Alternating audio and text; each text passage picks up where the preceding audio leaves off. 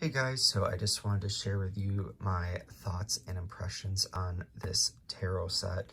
It comes in a very ordinary box, kind of like you would see with a playing card deck, so I definitely recommend investing in maybe a wooden box or a satchel. Sorry, I just opened this up.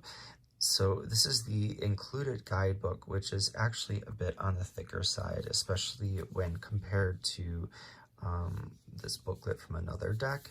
However, you'll notice that the divinatory interpretations are very brief in here, whereas this lighter booklet actually is more detailed. So if you're a novice, this is pretty good for learning just like the direct meanings of each card, but it doesn't really give you a lot of room for interpretation. The major arcanas are more detailed, but that's pretty much all I gotta say about the booklet. These are the cards. You can see there's sort of like a crisscross texture, which I like because the way that it handles, like they stick together, they don't slide around a whole lot. It's somewhere between a glossy and matte finish, and the cardstock is pretty decent. Starting with the major arcana, the imagery is sort of childlike in nature, but at the same time has sort of a Renaissance aesthetic to it. It's got the primary colors and it doesn't stray far from that. Once we get into the minor arcana, and this is where my problem with the deck lays, is from one card to the next, there's just not a lot of illustration to interpret, and even like the number of, like in this case, it'd be coins or pentacles. The Roman numerals are kind of tucked away on the sides. It's not very apparent. And in no way do I really find these images representative of, let's say, the Rider-Waite deck. When you get into the suits, it then returns to the imagery that's very similar with the major arcana, so I find it very inconsistent.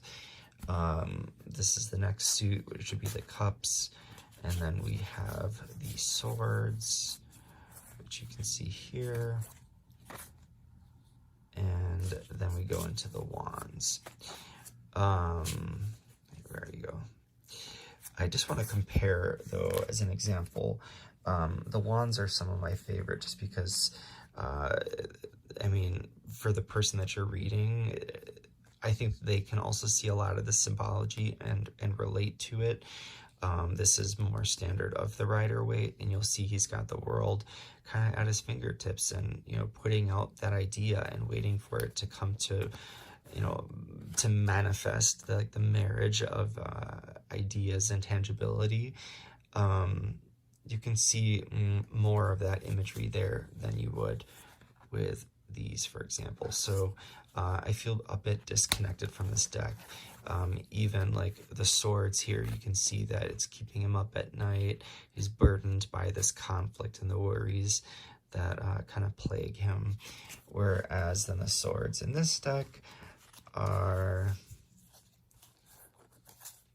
where were they in here? Well, you saw the images. They're just very, they're not very loud. I don't know, you might like the subtlety of it, but for me, I'm going to say 3 out of 5 stars. It's an okay starting deck, but I think for a novice, you might want something more interpretive.